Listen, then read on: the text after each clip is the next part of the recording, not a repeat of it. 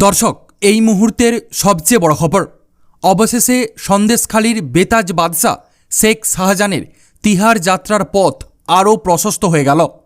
আর এতেই ঘুম উড়েছে তৃণমূল সুপ্রিমো মমতা ব্যানার্জি সহ ভাইপো অভিষেক ব্যানার্জিরও। সন্দেশখালীর জেলবন্দি তৃণমূল নেতা শেখ শাহজাহানের বিরুদ্ধে চার্জশিট জমা দিল তদন্তকারী সংস্থা এনফোর্সমেন্ট ডিরেক্টরেট। কেন্দ্রীয় এজেন্সির অভিযোগ, জমি দখল করে প্রায় 261 কোটি টাকার সম্পত্তি করেছে শেখ শাহজাহান। দুর্নীতির মাধ্যমে এই সম্পত্তি করা হয়েছে, এমনটাই আজকে আদালতে দাবি করল এনফোর্সমেন্ট ডিরেক্টরেট। আজকে আদালতে শুনানির সময় ইডির আইনজীবী বলেন, তদন্তের 56 দিনের মাথায় চার্জশিট জমা দেওয়া হলো। অভিযুক্ত 4 জনের বিরুদ্ধে জমি দখল এবং তোলাবাজির মাধ্যমে সম্পত্তি করার অভিযোগ রয়েছে। এখনও পর্যন্ত প্রায় 261 কোটি টাকার সম্পত্তি চিহ্নিত করা হয়েছে। চার্জশিটে জানানো হয়েছে আনুমানিক 180 বিঘা জমি দখল করেছেন শেখ শাহজাহান, তবে সেই পরিমাণ আরও বাড়তে পারে। 113 পাতার চার্জশিটে অভিযুক্ত হিসেবে রয়েছে শাহজাহানের ভাই আলমাগিরের নাম। এছাড়াও দিদার বক্স মোল্লা, শিবপ্রসাদ হাজরার নাম রয়েছে অভিযুক্ত হিসেবে। সাক্ষী হিসেবে সরকারি আধিকারিকদেরও বয়ান নেওয়া হয়েছে। সিবিআই সন্দেশখালীতে অভিযান চালিয়ে যে অস্ত্র উদ্ধার করেছিল সে কথাও উল্লেখ করা হয়েছে ইডির জমা দেওয়া ওই চার্জশিটে।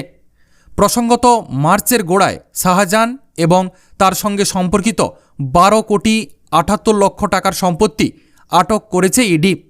তারপর আবার মে মাসে দ্বিতীয় দফায় তার স্থাবর এবং অস্থাবর সম্পত্তি আটক করেছে কেন্দ্রীয় এজেন্সি।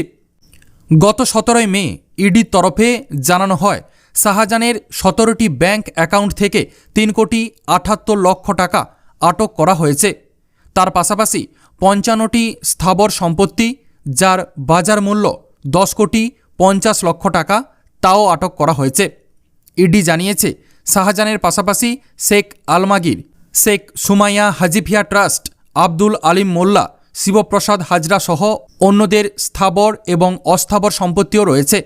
ইডি আরও জানিয়েছে যে আটক করা স্থাবর সম্পত্তির মধ্যে রয়েছে 38.90 বিঘা জমি, যার বাজার মূল্য 10 কোটি 50 লক্ষ টাকা। 2 দফায় 261 কোটি টাকার বেশি আটক করার কথা সে সময় ইডির তরফ থেকে জানানো হয়েছিল। আর আজকে সন্দেশখালীর জেলবন্দি এই তৃণমূল নেতা শেখ শাহজাহানের বিরুদ্ধে চার্জশিট জমা করল কেন্দ্রীয় তদন্তকারী সংস্থা এনফোর্সমেন্ট ডিরেক্টরেট। আর যার ফলে ফের চাপে পড়েছে শাসক দল তৃণমূল কংগ্রেসও। তো দর্শক, আপাতত এতটাই। পরবর্তী গুরুত্বপূর্ণ ইনফরমেশনগুলো সবার প্রথম পাওয়ার জন্য অবশ্যই WB টেট ইনফরমেশন চ্যানেলটিকে সাবস্ক্রাইব করে রাখুন এবং যুক্ত থাকুন আমাদের সাথে। ধন্যবাদ।